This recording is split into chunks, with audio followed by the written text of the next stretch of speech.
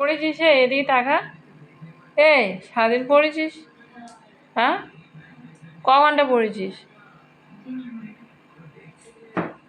পড়াশোনা না করবি তো দুটো গরু কিনে দেবো, চড়াবি?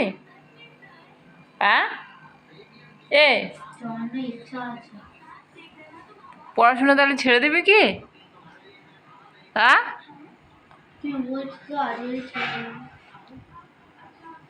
তাহলে আজকে কি গরুটা কিনবো? গরু কিনে আনবো? গরু কিনে আনবো?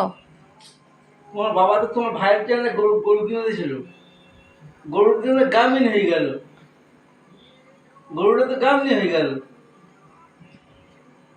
ভালো আছে গামনি? তুই গরু নিতে যাস?